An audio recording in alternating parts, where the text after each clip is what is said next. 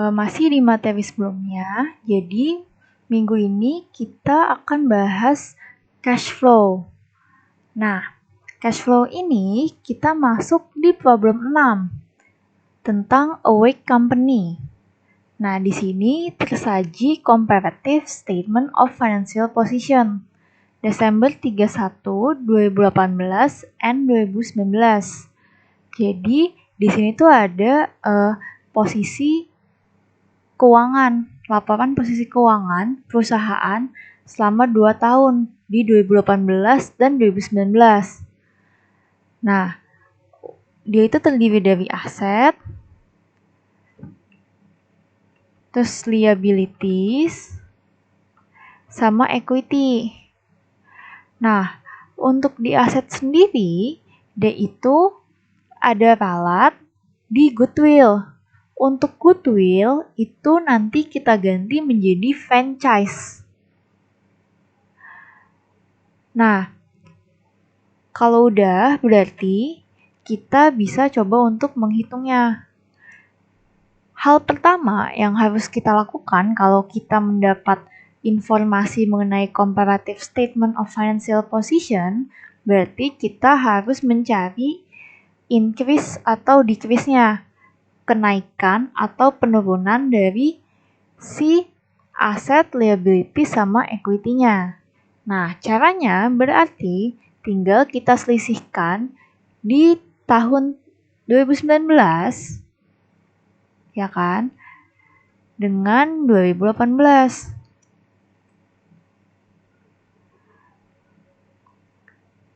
Jadi untuk lalu kita lanjut nih. Di franchise berarti 70 juta dikurang 75 juta. Nanti dapatnya itu negatif 5 juta, berarti ada penurunan 5 juta. Nah, untuk paten dan franchise, itu transaksi yang berkaitan dengan paten sama franchise itu amortisasi, di mana nanti amortisasi itu akan masuk ke bagian operating activity. Terus, ini kita juga selesaiin investment in Chlorine Co. dari 117.500.000 dikurang 65 juta. Nah, nanti dapat hasilnya itu ada kenaikan 52.500.000. Nah, angka ini nanti tuh nggak langsung dimasukin di cash flow-nya, tapi nanti kita akan lihat di step 2. Dia nanti ada di informasi tambahan selanjutnya. Nah, untuk akun-akun lainnya, kita akan nerapin hal yang sama. Tinggal kita kurangin saldo 2019 atau saldo terakhir dengan saldo awalnya.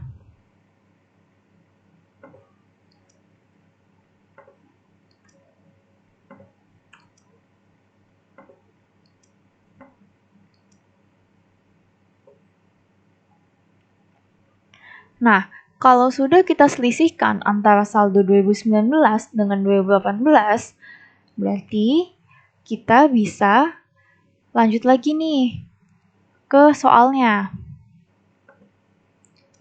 Nah, di modul itu, selain ada statement of financial position yang komparatif, itu dia juga ada income statement. Terdiri dari net sales, COGS, gross profit, operating expense, operating income, other income and expense, revenue from investment, dividend revenue, gain on sale of equipment, vehicle, building, loss on redemption of bonds, income before interest and tax, interest expense, income before tax, income tax expense, sama net income. Nah, ini kita ada ralat di income before tax. Nah, di income before tax ini, itu kita akan ganti jadi 134.625.000. Ini kita ganti jadi 134 11.625.000. Sedangkan untuk net income-nya itu nanti dia akan menjadi 100.968.750.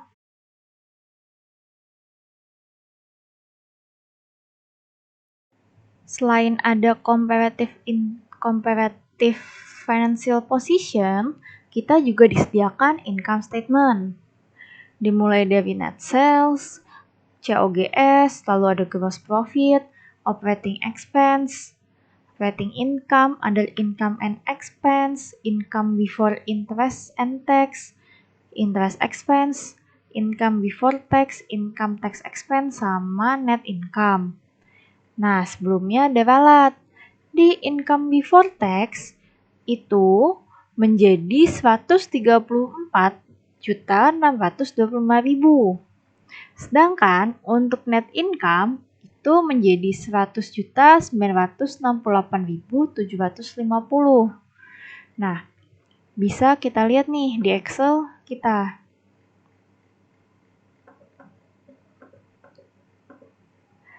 Jadi jangan lupa ini ada kopnya, terus dari net sales sampai net income. Nah, yang udah kita ralat itu di income before tax sama net income-nya. Nah, untuk mencari income tax expense-nya yang 33 juta ini, kita bisa lihat dari informasi tambahan nomor 8. Kita lihat nih, informasi tambahan nomor 8, dia bilang tarif pajak perusahaan sebesar 25%. Berarti cara nyarinya itu, income before tax 134.625.000 dikali dengan 25%. Nanti akan ketemu hasilnya 33.656.250. Nah, kalau sudah net income dan income before tax ya kita revisi atau kita ganti, sekarang kita bisa lihat di informasi tambahan yang pertama. Di informasi tambahan pertama, paten dan goodwill diamortisasi setiap tahun. Nah, berarti kita bisa masuk ke step 2. Ada di account paten sama franchise, lalu ada jurnalnya. Jurnal amortisasi untuk paten dan franchise. Supaya kita tahu amortisasinya berapa, pertama, yang paten ini kita lihat dulu beginning balance-nya atau paten di tahun 2018. Nah, untuk paten di tahun 2018 yaitu 55 juta. Terus untuk ending balance-nya atau saldo 2019-nya itu dia punya 52.500.000. Nah, berarti kan dari 55 juta ke 52.500 itu kan mengalami penurunan kan ya. Nah, penurunannya itu nanti yang akan kita akui sebagai amortisasi. Cara nyarinya berarti saldo tahun 2018 dikurang dengan saldo tahun 2019. Ketemu hasilnya 2.500.000. Nah, berarti untuk amortization expense-nya itu 2.500.000 kita kreditkan ke paten 2.500.000 juga. Nah, untuk amortisasi ini kita akan masukkan ke bagian operating.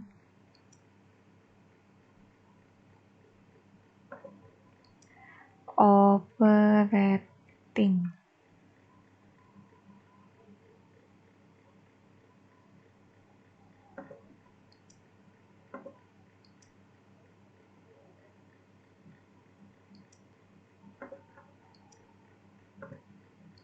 Nah, kita bisa lanjut ke franchise.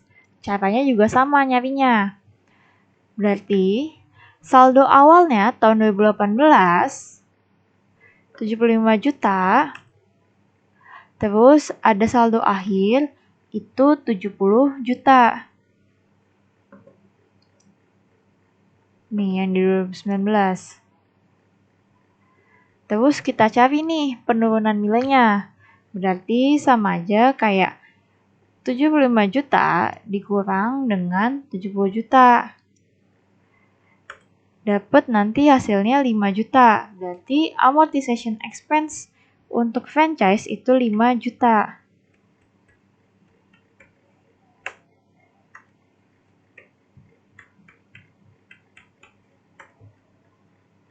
Dan jangan lupa ini nanti kita tandain nih. Dia akan masuk ke operating juga.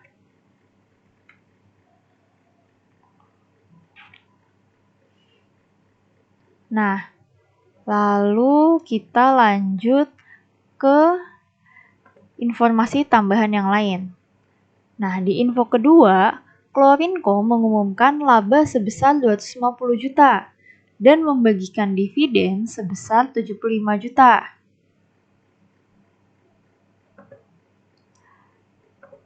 Nah, berarti ini ada investment in Klorin.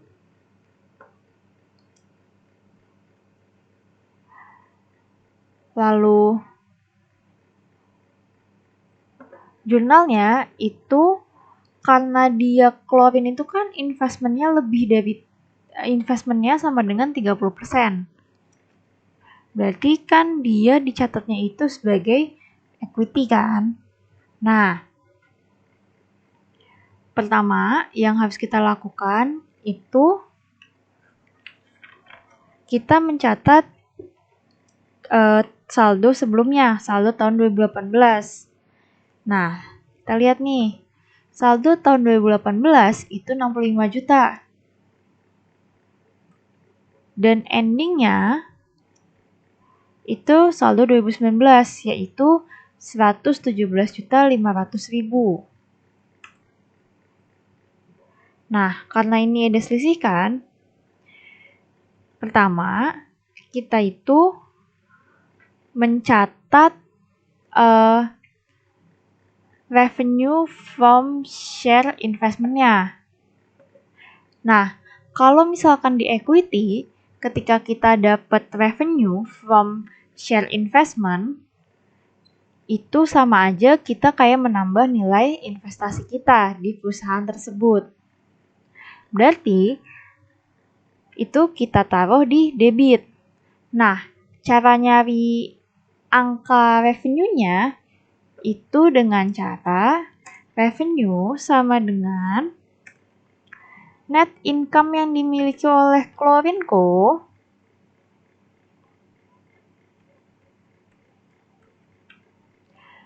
dikali dengan persentase kepemilikan kita di investment Klorin. Nah, berarti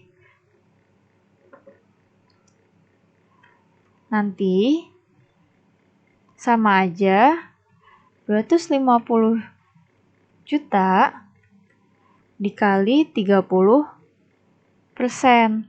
Dapat hasilnya itu 75 juta. Nah, berarti kita akan mendebit 75 juta. Di sini kita tulis nih, 75 juta.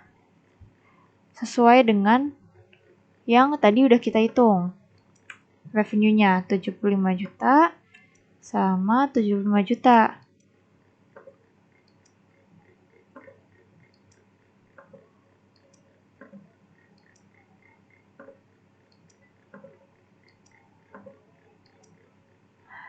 Nah, terus tadi kan dia bilang dia nerima dividen.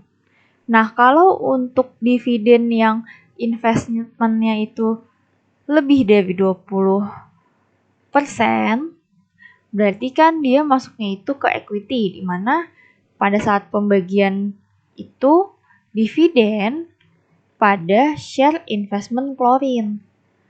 Kenapa kayak gitu? Untuk membagikan dividen itu akan mengurangi nilai investasi kita di klorin.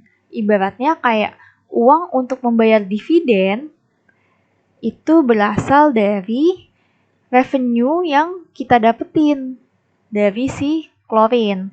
Makanya kenapa share investmentnya itu ditaruh di kredit. Nah, cara nyarinya gimana?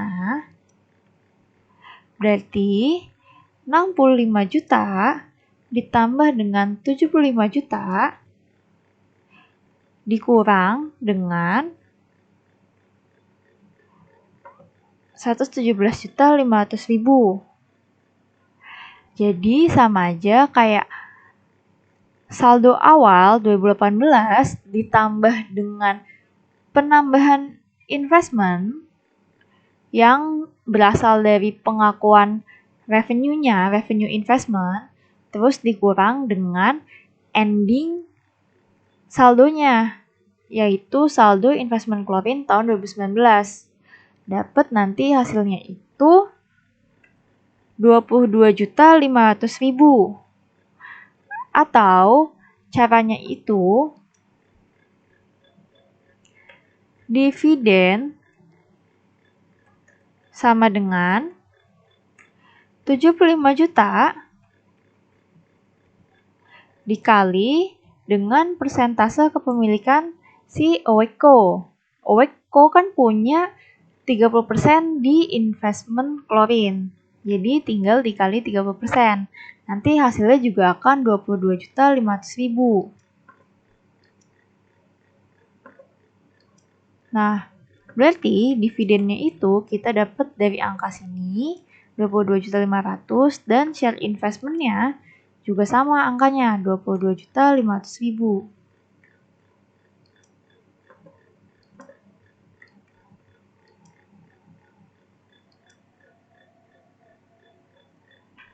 Nah, untuk dividen ini nanti kita akan masuk ke bagian investing. Karena kita dapat bukan dari kegiatan operasional kita, melainkan dari investasi yang kita tanam di perusahaan lain. Sedangkan untuk pengakuan net income atau pengakuan revenue dari investment, itu kita masuk ke bagian operating. Tuh. Nah, kalau udah, kita lanjut ke yang ketiga. Yang ketiga, informasinya itu dibilang peralatan seharga 25 juta dijual oleh perusahaan pada 25 Desember 2019. Fair value dari peralatan tersebut adalah 6.687.500. Peralatan diperoleh pada 1 Juli 2017 disusutkan dengan menggunakan double declining method pada masa manfaat 4 tahun dan nilai sisa sebesar 5 juta. Berarti kita masuk ke yang bagian 3 nih, informasi tambahan 3. Pertama, kita nyari dulu nih, pas penjualan equipment-nya nih, dia itu ada penambahan equipment atau enggak, perusahaan beli baru apa enggak. Caranya, berarti saldo 2018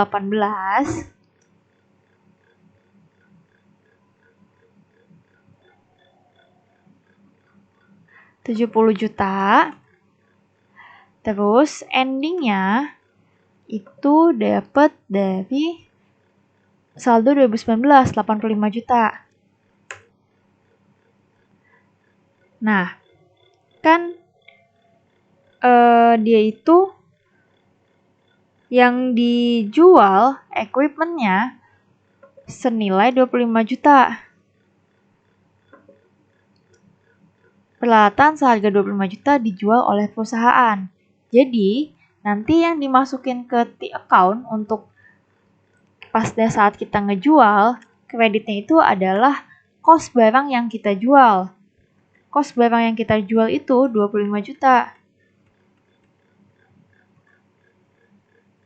Nah, kalau misalkan kita hitung manual, 70 juta dikurang 25 juta, itu hasilnya kan nggak mungkin 85 juta. Berarti kan dia itu ada penambahan equipment.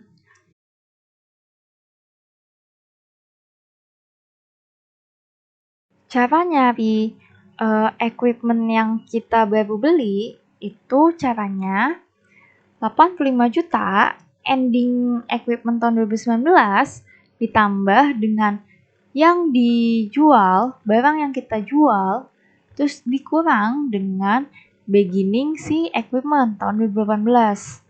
Dapat hasilnya itu 40 juta nih. Kita baru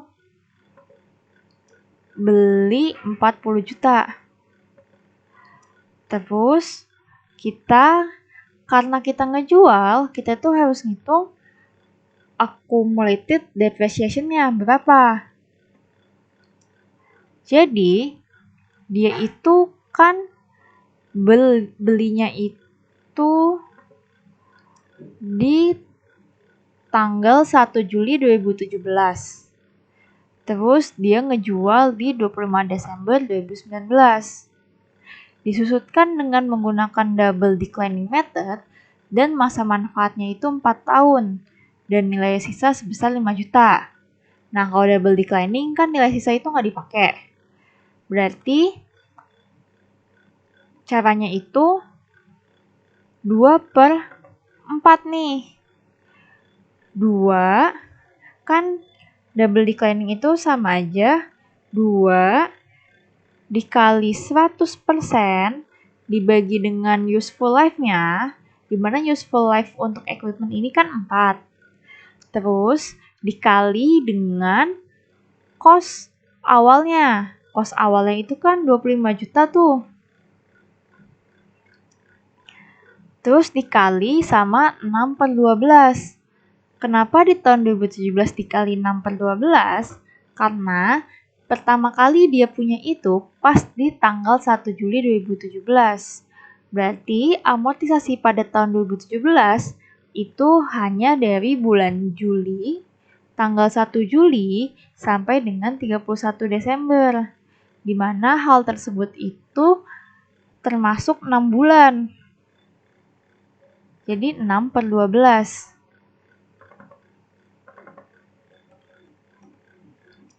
Nah, angkanya nanti untuk tahun 2017 itu dapat hasilnya 6.250.000. Nah, sedangkan untuk 2018 berarti kan dia full dari Januari sampai Desember. Berarti nggak usah kita kali fraksi waktunya. Nah, nanti ketemu itu tahun 2018 hasilnya 9.375.000.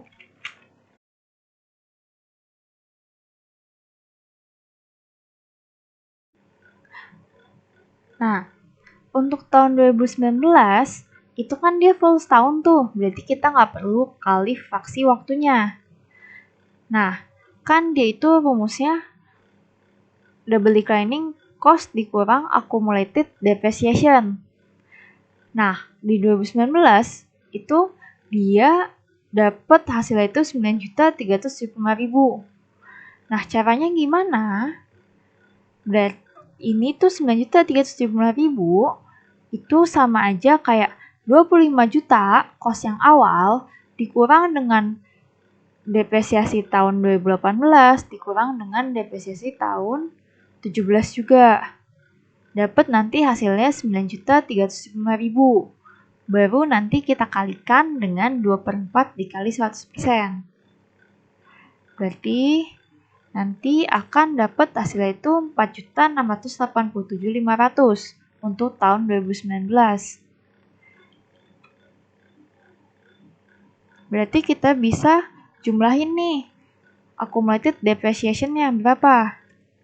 Dapat accumulated depreciation-nya itu 20.312.500.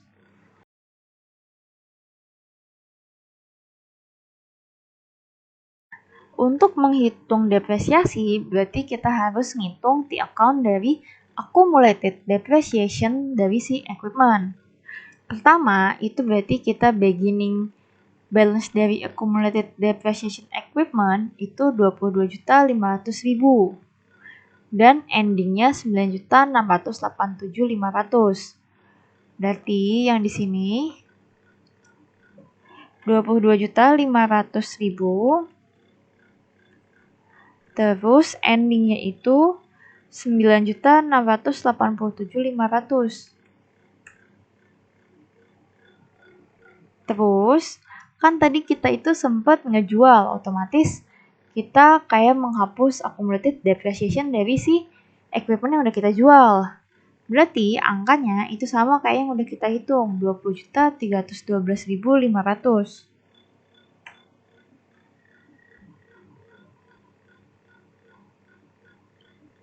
Nah, kita lihat nih.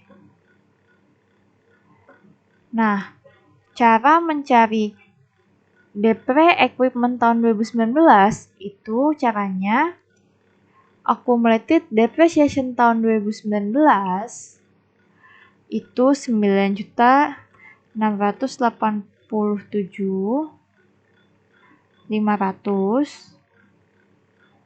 ditambah dengan accumulated depreciation yang dijual 22.500.000 dikurang dengan accumulated depreciation di tahun 2018, yaitu yang awal 22.500.000.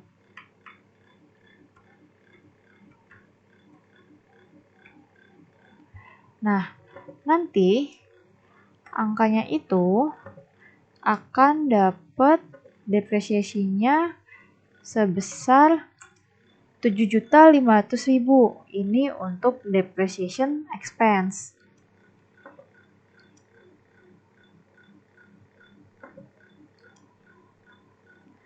Nah, berarti bisa kita jurnal nih. Untuk depreciation expense-nya berarti pakai angka yang 7.500.000. Di accumulated depreciation-nya juga sama, 7.500.000.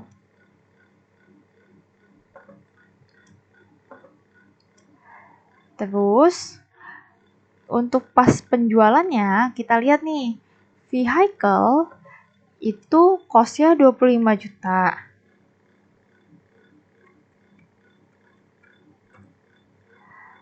Lalu, accumulated depreciation equipment-nya yang udah kita hitung itu sama dengan 20.312.500. Lalu kita lihat nih, dia ngejual itu ada gain atau loss-nya.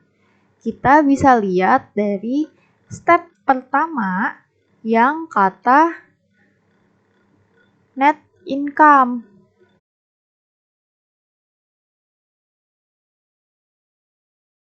Nah, net income di bagian other income and expense itu ada keterangan bahwa dia itu terdapat gain on sale of equipment sebesar 2 juta.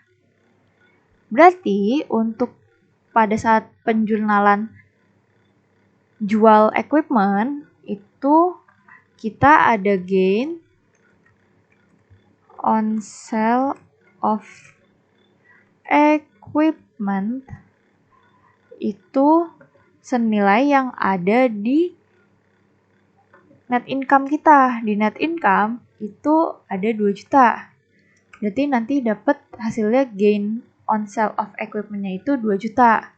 Sedangkan untuk cash-nya itu tinggal kita selisihin.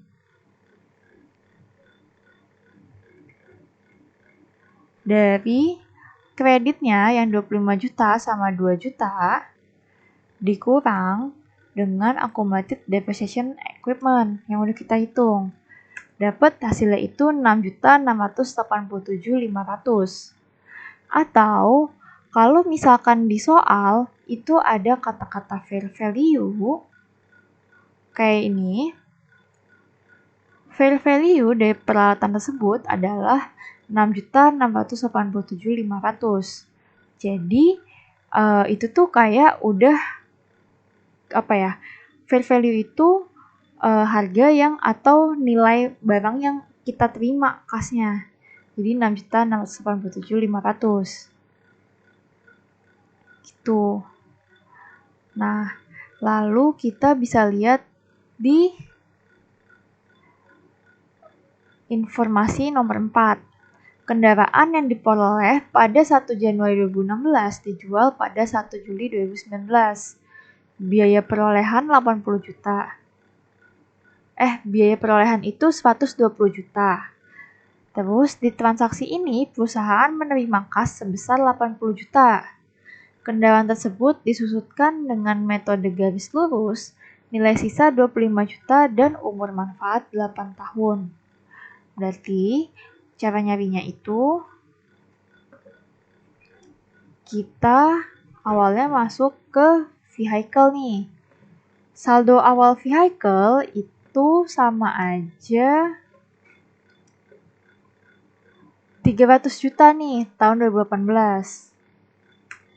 Terus di endingnya di tahun 2019 dia itu ada saldo sebesar 200 juta. Nah,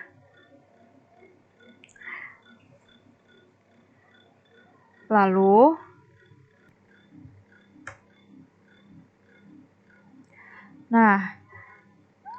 karena kita ngejual berarti kita mencatat akumulasi depresiasinya nih. Akumulasi depresiasinya itu berarti yang udah kita hitung 41.562.500. Nah, ini kan ada selisih nih. Antara 41.562.500 ditambah 75.250 dikurang 75.250 itu kan nanti hasilnya enggak 40.687.500. Nah, cara nyarinya gimana? Accumulated depreciation tahun 2019 yaitu 40.687.500 ditambah sama accumulated depreciation yang dijual 41.562.500 terus dikurang sama beginning balance-nya 75.250.000. Nah, nanti akan dapat itu hasilnya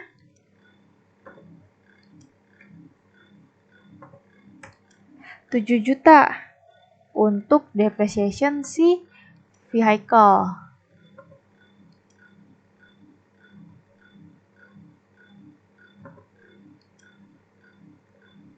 Nah, sekarang kita bisa langsung jurnal. Pertama, kan dia itu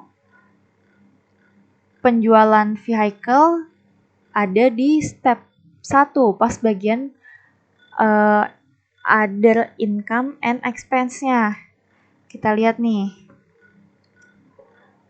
Untuk vehicle dia itu ada gain on sale of vehicle 1.562.500. Nah, kita isi nih.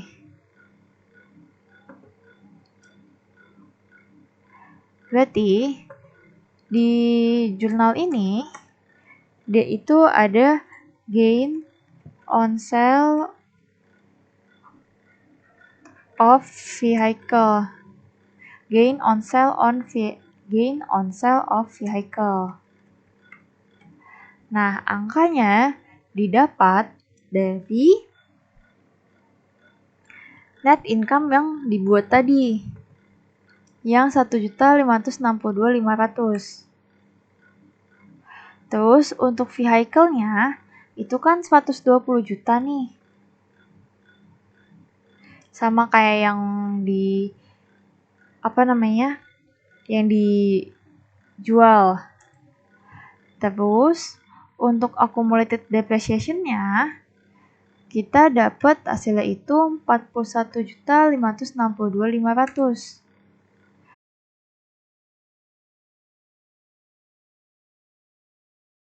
Untuk cash-nya bisa kita selisihkan nih antara kredit dengan debitnya. Dapat cash yang kita terima itu 80 juta. Nah, ini akan masuk di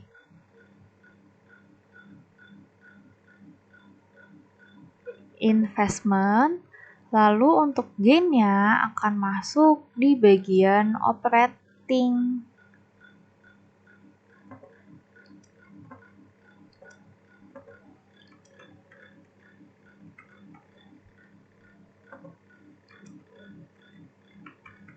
Oh iya, untuk yang di atas, depreciation expense ini nanti akan masuk di bagian operating, lalu cash-nya itu akan masuk di bagian investing, lalu untuk gain on sale-nya itu akan masuk di bagian operating.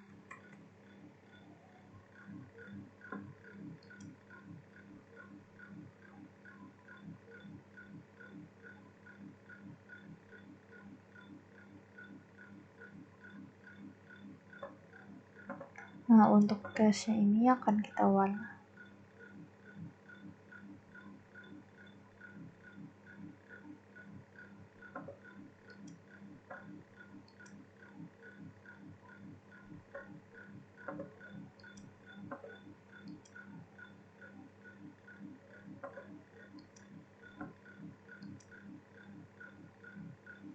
Nah, ini kita masih lanjut di yang vehicle. Untuk jurnal depreciation expense-nya berarti kita bisa pakai angka 7 juta nih, yang udah kita hitung tadi.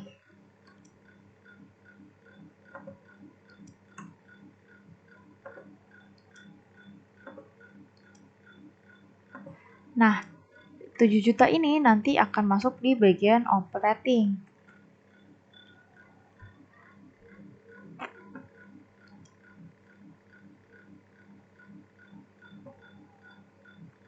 Vehicle sudah kita hitung, kita bisa lihat di modul.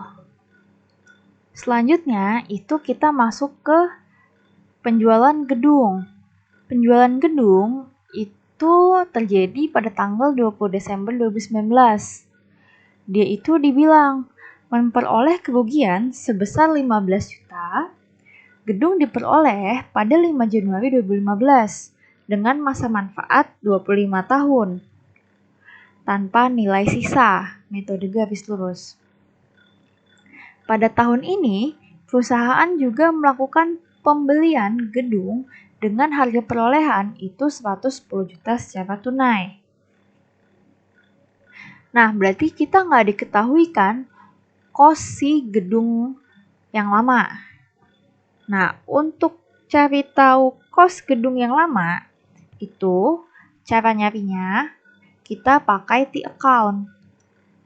Oke, kita ke building.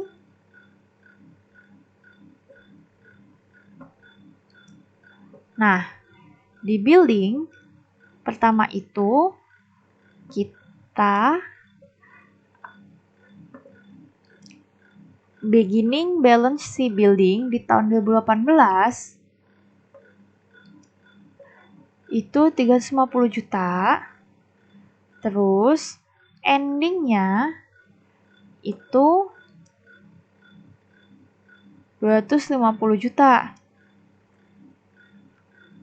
Nah, tadi dia bilang dia itu ada melakukan pembelian lagi. Pembelian gedung dengan harga perolehan 110 juta secara tunai. Berarti buildingnya nambah nih 110 juta. Nah, untuk mencari si cost buildingnya itu building 2018 350 juta ditambah dengan pembelian atau purchase 110 juta dikurang dengan building si ending atau tahun 2019 250 juta. Nah, nanti akan dapat hasilnya itu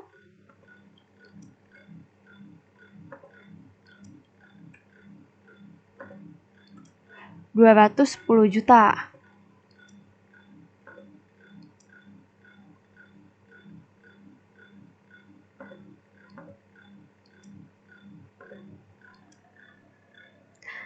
Lalu, untuk accumulated depreciation-nya, kita hitung nih.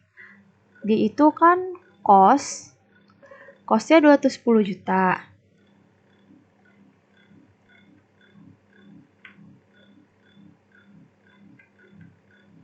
Dikurang dengan residual value. Residual value-nya kan 0. Terus dikali 5 tahun, dari tahun 2015 awal hingga 2019 akhir, dia 5 tahun, terus dibagi 25 umur manfaatnya. Berarti sama dengan 210 juta dikali 5 per 25. Dapat nanti itu hasilnya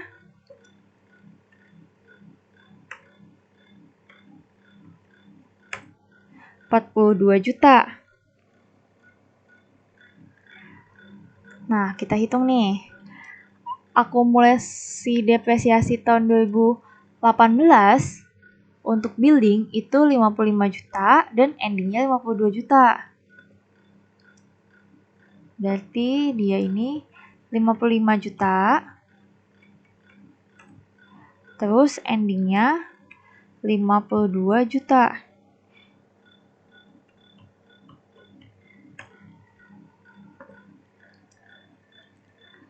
Terus ini kita masukin nih yang kita jual 42 juta.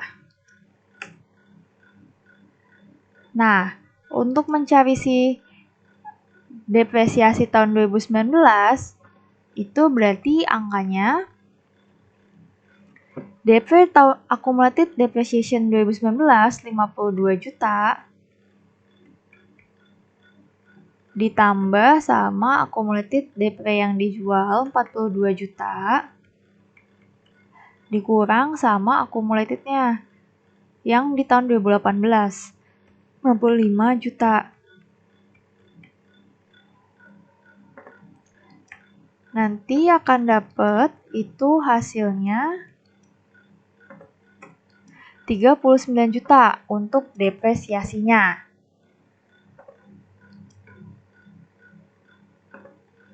Nah, berarti depresiasinya ini bisa kita ambil dari sini angkanya 39 juta. Accumulated depreciation-nya juga sama 39 juta. Nanti dia akan masuk di bagian operating. Lalu untuk jurnal yang jual building, pertama cost buildingnya kita masukin nih 210 juta. Lalu di sini kan ada lengkap nih, berarti kita isi gain atau loss. Tapi kita lihat di modul. Keterangan di modul dia bilang memperoleh kerugian sebesar 15 juta. Berarti kan loss on sale nih. Loss on sale of building dengan nilai sebesar 15 juta. Terus, accumulated depreciation building itu diambil dari angka accumulated yang udah kita hitung, 42 juta.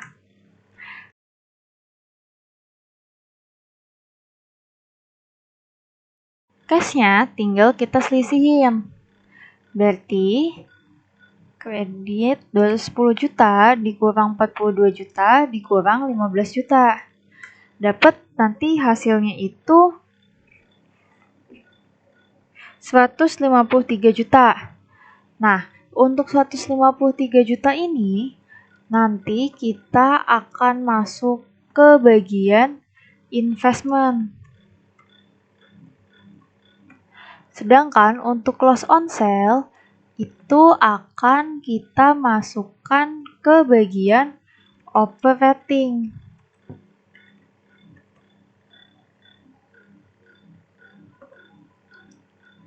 Nah, kalau udah kita lihat ke info nomor 6. Awake Company menebus utang obligasinya dengan menerbitkan preference shares sebanyak 20.000 lembar, di mana harga pasar saham sama dengan harga par saham. Berarti untuk poin ke-6,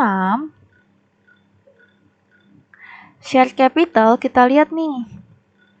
Dia bilang share capital yaitu nilai par sama nilai pasarnya sama.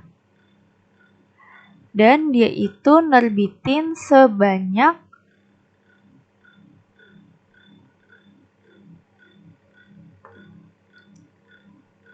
20.000 lembar.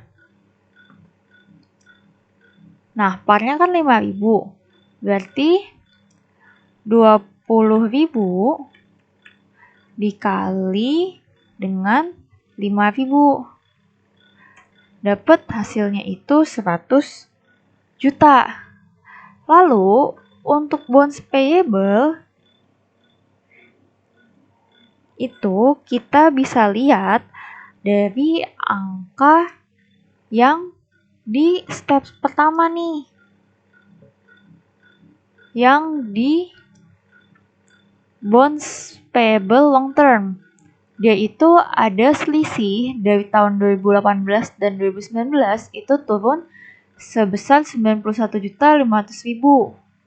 Nah, berarti bisa kita masukin 91.500.000.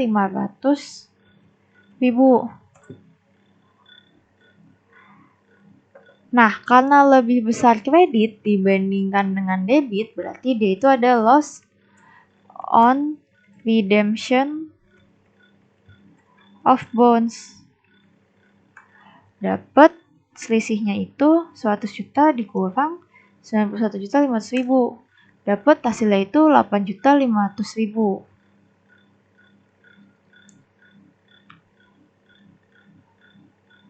Nah, terus kita lihat lagi nih.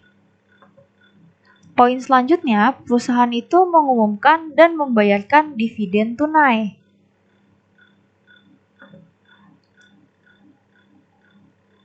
Oh ya, sebelum kita masuk ke dividen, pertama, bonds payable loss on redemption ini akan kita masukkan ke dalam operating activities.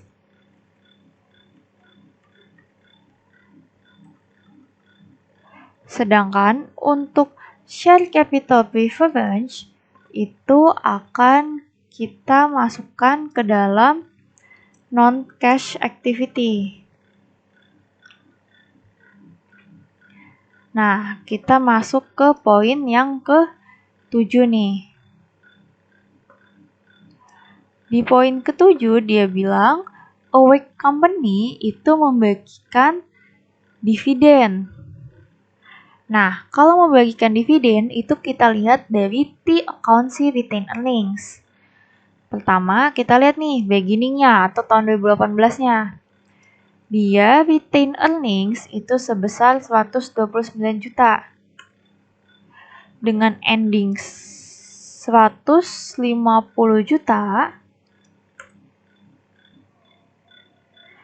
Nah, lalu dia itu ada mengakui net income nih.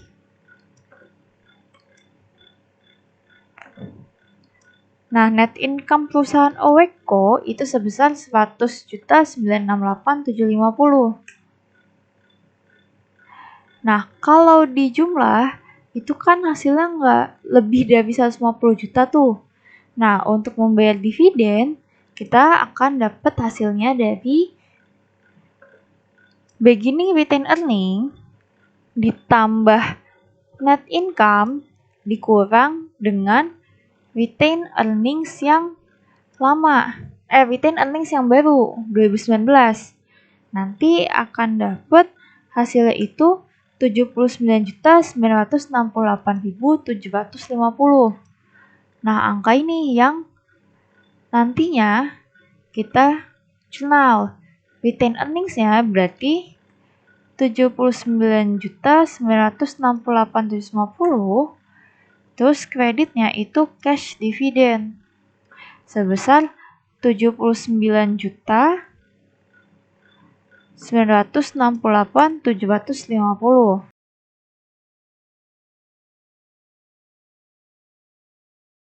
Untuk pembayaran dividen ini nanti akan masuk ke bagian financing.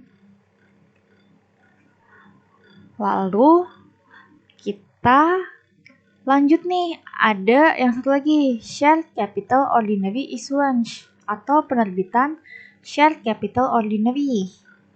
Nah, pertama kita itu lihat saldo awal dari si share capital ordinary-nya.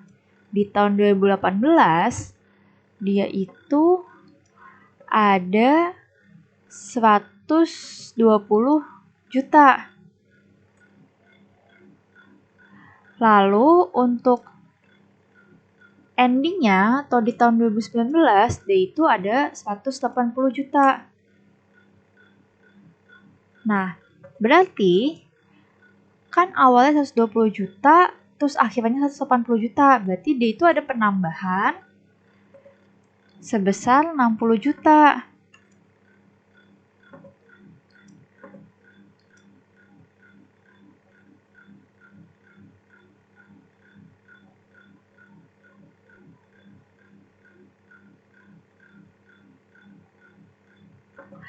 Lalu di share premium ordinary-nya. Nah, share premium ordinary juga sama. Lihat dulu di tahun 2018. Itu 7.750.000. Terus endingnya itu di tahun 2019 9.425.000. Berarti tinggal kita selisihin nih share premium pas kita ngeluarin 60 juta SCO-nya itu. Berarti dapat hasilnya 1.675.000.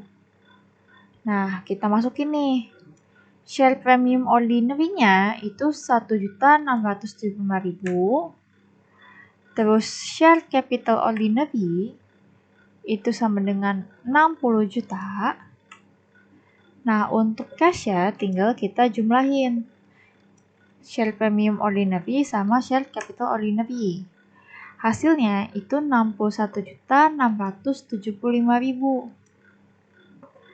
Nah, angka ini yang nanti akan masuk ke financing cash flow-nya. Nah, kalau udah sampai sini, berarti nanti kita bisa lanjut ke statement of cash flow. Lanjut ke cash flow-nya, jadi pada saat buat statement of cash flow, pertama kali kita harus buat COP-nya.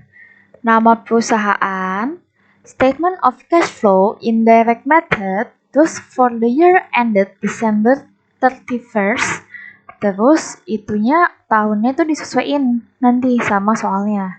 Jadi kalau untuk soal awake company, ini for the year ended December 31, 2019. Nah, kita pertama masuk ke cash flow from operating activities.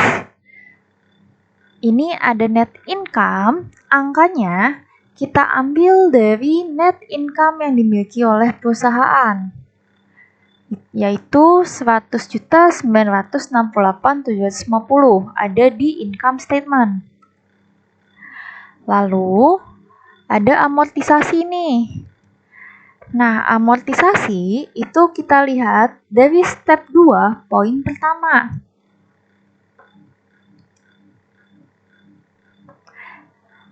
Amortisasi itu nilainya dari amortization expense yang paten ditambah dengan amortization expense si franchise. Dapat nanti hasilnya 7.500.000. Lalu untuk yang depreciation itu kita ambil dari step 2, poin ketiga, keempat, dan kelima.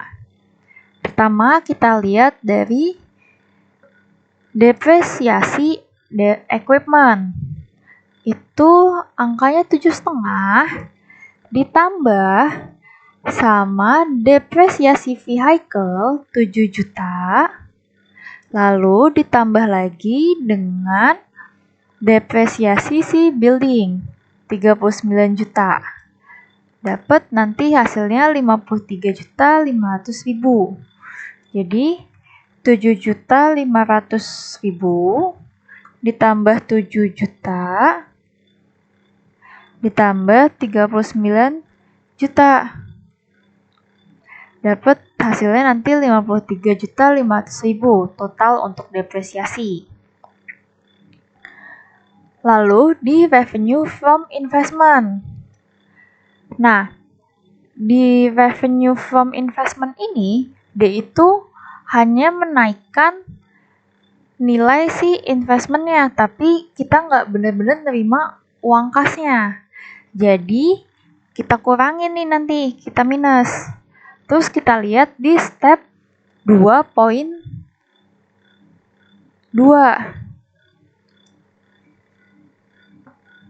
Nah, di step 2 poin kedua, yaitu revenue from investment-nya 75 juta. Berarti nanti jadi minus 75 juta. Lalu, untuk gain on sale of equipment sama vehicle, itu nanti juga hasilnya itu mengurangi pas di cash flow ini. Karena gain itu kan kita nggak benar-benar nerima uang kas nih. Jadi, harus kita kurangin. Nah, gain on sale of equipment itu kita lihat dari step 2, poin ketiga. 2 juta. Nah, jadinya minus 2 juta. Terus, gain on sale of vehicle-nya juga sama. Dilihat dari step 2, poin keempat. 1.562.500. Jangan lupa diminusin, dapat hasilnya minus nih. Terus, loss on sale of building, kan kalau di jurnal itu loss on sale of building kan mengurangi cash yang kita terima ya. Padahal sebenarnya kita kan nggak ada transaksi cash tuh di loss sama gain. Jadi kalau pas di loss kita tambahin. Jadi nanti nilai yang ada di cash flow-nya itu positif.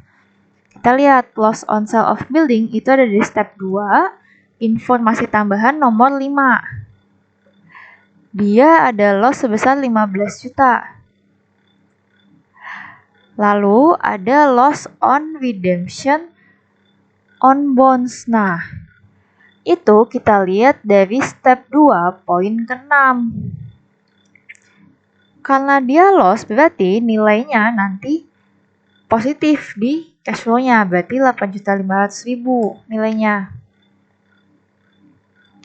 Lalu lanjut ke increase in prepaid rent. Nah, prepaid rent itu kan termasuk other current asset.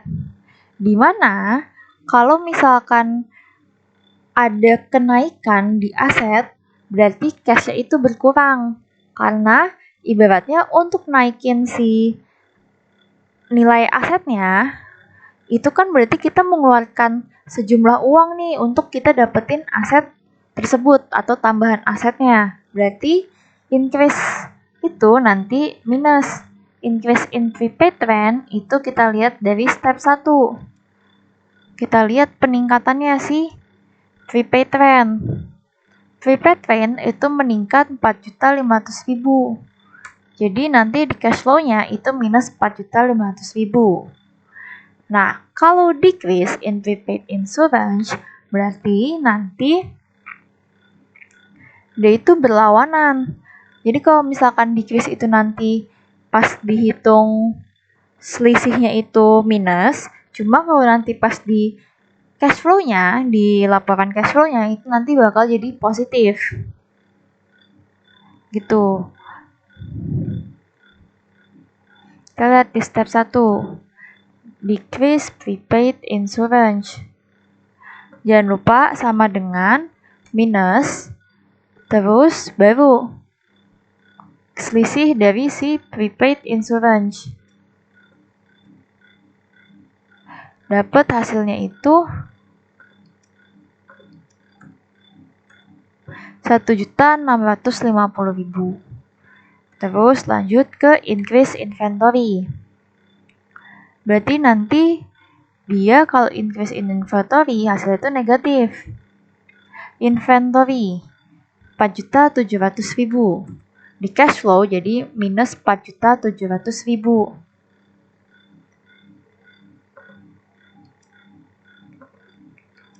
Terus untuk decrease in supplies-nya berarti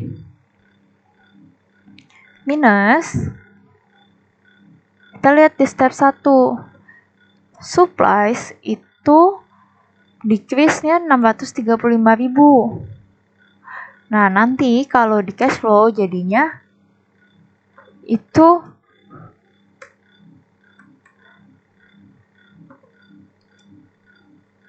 positif 635.000. Lalu untuk accounts receivable-nya itu juga sama. Decrease in accounts receivable berarti di cash flow-nya itu akan positif. Jadi positif 22 juta. Nah, other current liabilities itu konsepnya beda sama other current asset. Kalau di current asset dia itu berlawanan. Kalau misalkan dia ada kenaikan berarti di cash flow-nya minus. Kalau ada penurunan berarti di cash flow-nya positif. Sedangkan kalau misalkan current liabilities itu kalau misalkan ada kenaikan berarti di cash flow-nya dia juga positif. Jadi searah. Kalau liabilities searah, kalau misalkan aset itu berlawanan di cash flow sama decrease increase yang dihitung. Jadi kalau untuk increase in salaries payable, kita lihat nih langsung. Salaries payable itu ada kenaikan sebesar 2.250.000. Nah, di cash flow nanti juga sama, 2.250.000. Sedangkan untuk decrease in interest payable, berarti kita kan hasil perhitungannya bedanya minus 4.750.000. Nah, di cash flow juga sama, minus 4.750.000. Untuk increase in income tax-nya sama dengan income tax itu kan positif 2.750.000. Nah, di cash flow-nya juga sama, 2.750.000. Lalu increase in accounts payable. Kita lihat di step 1, accounts payable itu ada increase atau peningkatan 26.500.000.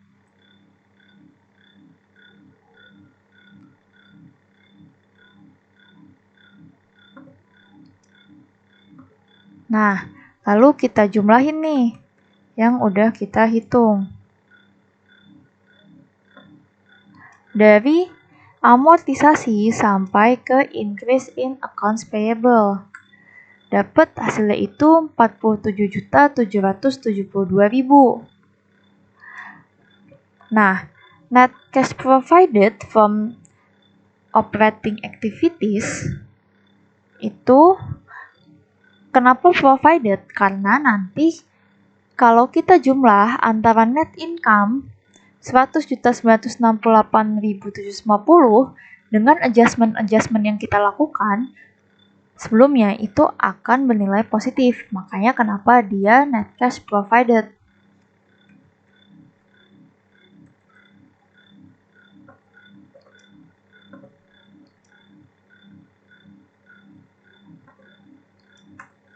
Dapat hasilnya 148.741.250.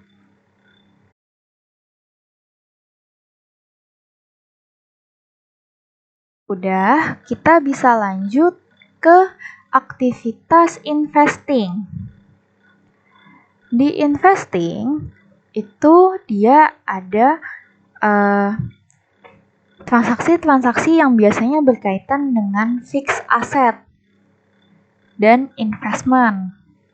Oke, pertama kita masuk ke sale of equipment. Sale of equipment kita lihat di step 2 poin ketiga, informasi tambahan ketiga nih. Nah, untuk sale kita ambil angka yang cash. Kita nerima cash. Dapat hasilnya itu 6.687.500. Lalu, untuk purchase of equipment, karena kita mengeluarkan uang, berarti minus. Kita lihat dari step 2 poin ke-3. Ini dia ada tambahan membeli itu senilai 40 juta. Berarti minus nih. Karena kita ngeluarin uang kas sebesar 40 juta. Lalu ada sale of vehicle. Dilihat dari step 2 poin ke-4. Cash yang kita terima itu 80 juta. Nah, lanjut di purchase of vehicle. Minus. Terus lihat step 2 poin ke-4. Nah, 20 juta ini yang di account itu sama aja dia beli baru. Berarti minus 20 juta. Lalu untuk sale of building itu kita lihat dari nilai cashnya di step 2 poin ke-5. Cashnya dia nerima 153 juta. Berarti di cash flow dicatat 153 juta. Lalu ada purchase of building. Nah, dia itu di step 2 poin ke-5 juga. Tapi ini nilainya minus karena kita beli, kita ngeluarin uang. Itu dapat nilainya itu 110 juta building. Lalu ada dividen revenue. Nah, dividen revenue itu kita lihat dari step 2 poin ke-2. Jadi dividen revenue itu kita mencatat ketika kita nerima pembayaran dividen dari investasi equity kita. Berarti kan kita jurnal terima dividen nih. Kita dapat angka 22.500.000. Nah, ini kita jumlahin nih keseluruhan dari si investing activities. Dapat hasilnya itu 92.187.500. Nah, selanjutnya itu kita masuk di cash flow from financing. Issuance of share capital ordinary itu kita ambil dari step 2 poin bintang.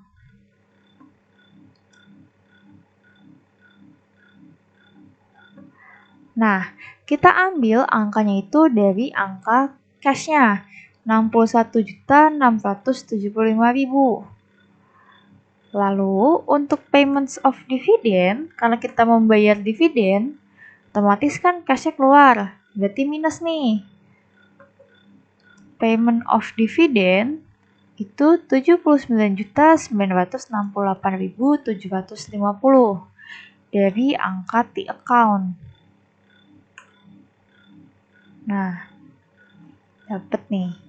Terus ada payment of bank loan. Nah, payment of bank loan dilihat dari mana? Dilihat dari akun bank loan di tahun 2018 dan 2019 itu ada selisih 200 juta.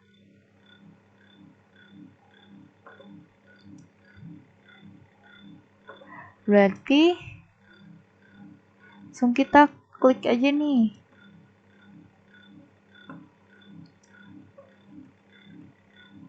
Terus kita klik, dapat ketemu minus 200 juta sesuai dengan selisih yang kita hitung bareng. Terus ada net cash used by financing activities. Berarti tinggal kita jumlahin. Dari issuance of share capital ordinary sampai ke payment of bank loan. Hasilnya minus, makanya kenapa dia net cash used by financing activities. Nah, net increase in cash berarti kita totalin dari yang operating activities ditambah dengan net cash provided from investing activities dikurang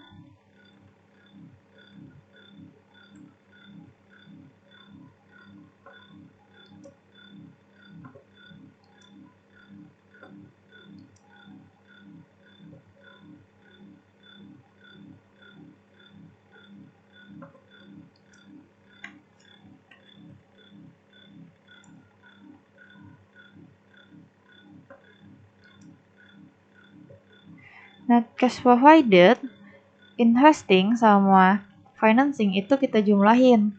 Dapat nanti hasilnya 22.635.000 untuk net increase in cash.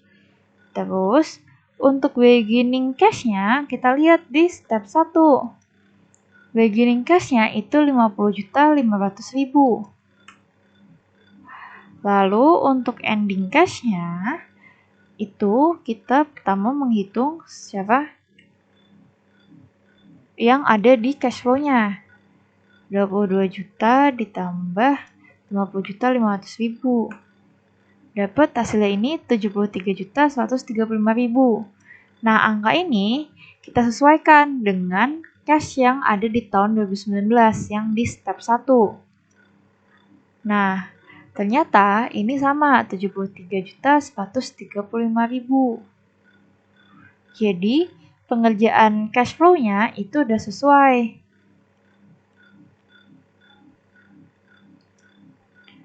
Nah, tadi kan kita ada nerbitin share capital preference untuk redemption bonds ya. Nah, itu harus kita catat sebagai non-cash activities. Redemption of bonds with issuing preference shares dengan nilai 100 juta. Nah, kalau udah, untuk problem 6 ini sampai sini. Jadi kalau misalkan ada yang mau ditanya, bisa langsung ditanya ya. Terima kasih.